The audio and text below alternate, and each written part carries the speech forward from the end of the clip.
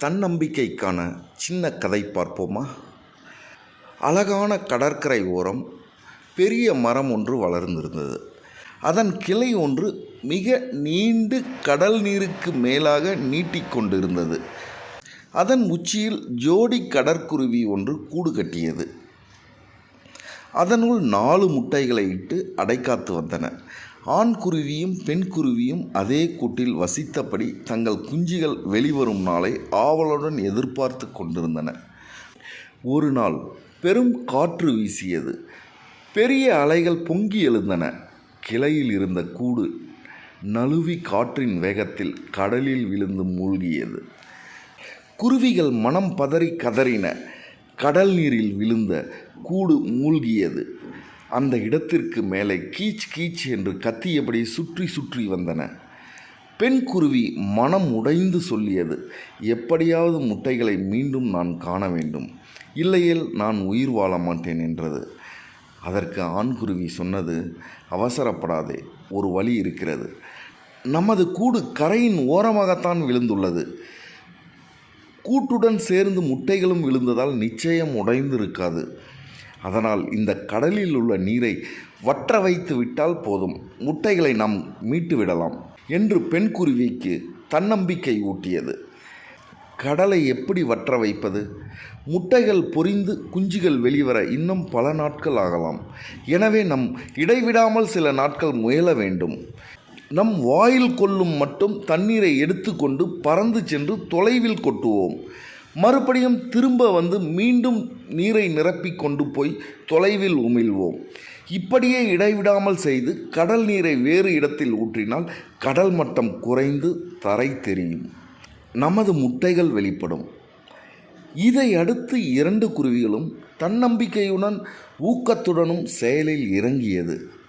விற்றென்று பறந்து போய் தங்களது சிறிய அலையில் 2 அழகு நீரை நிரப்பிக்கொண்டு பறந்து சென்று தொலைவில் போய் உமிழ்ந்தன. மீண்டும் பறந்து வந்து 2 வாய் தண்ணீரை அள்ளி கொண்டு போய் தொலைவில் கக்கின. இப்படியே இரவு பகல் என அந்த நாள் முழுவதும் இடைவிடாமல் நடந்து கொண்டிருந்தது இவற்றின் நீர் அகற்றும் படலம். அப்போது அந்த கடற்கரை ஓரமாக முனிவர் ஒருவர் நடந்து வந்து கொண்டிருந்தார். மகா சக்தி நிறைந்த மகான் அவர். ஆளில்லாத அந்த பகுதியில் கீச் கீச் என்ற சத்தம் கேட்கவும் அவர் திரும்பி பார்த்தார். 2 குருவிகள் பறந்து போவதைக் கண்டு சிரித்தபடியே நடந்தார். மீண்டும் கீச் கீச் என்ற சத்தம். குருவிகள் கடலுக்கு மேல் பறந்தன. எதையோ அள்ளின, மீண்டும் பறந்தன. இப்படியே பலமுறை நடைபெறவும் முனிவருக்கு வியப்பு. கடலில் இருக்கும் எதை கொத்துகின்றன இவை? இங்கு இறை எதுவும் இல்லையே என்று நினைத்தார் அவர். உடனே அந்த மகான் கண்களை மூடி உள்ளுக்குள் ஆழ்ந்தார்.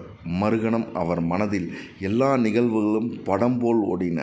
அவர் மனம் உருகியது. முட்டைகளை இழந்த தாயின் தவிப்பு, கடலையே வற்ற வைத்தாவது முட்டைகளை மீட்க வேண்டும் என்ற அந்த துடிப்பும் அவரது உள்ளத்தை நெகிழ செய்தன. உடனே தனது தவபலத்தை ஒன்று திரட்டி முனிவர் கையை உயர்த்தினார். மறுகணம் கடல் சில அடிகள் பின்வாங்கியது. அங்கே கூட்டுக்குள் இருந்த முட்டைகள் தென்பட்டன. குருவிகள் அதை பார்த்து குதூகலத்துடன் கீச்சிட்டன.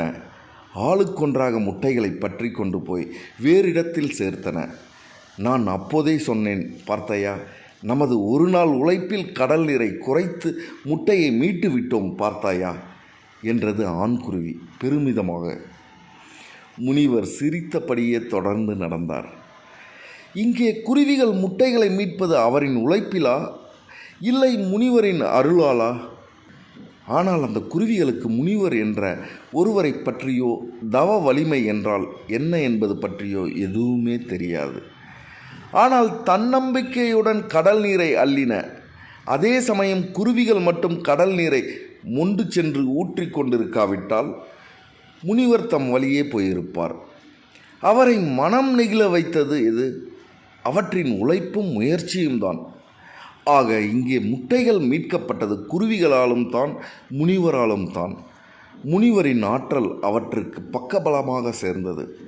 குருவியின் உழைப்பும் தான் அதற்கு அடிப்படையாக அமைந்தது. ஆகவே உழைத்து கொண்டே இருப்போம். ஒரு நாள் நிச்சயம் கடவுள் உதவி செய்வார். நன்றி. மேலும் இது போன்ற கதைகளை கேட்க ரெட் டேப் யூடியூப் சேனலை சப்ஸ்கிரைப் செய்யவும்.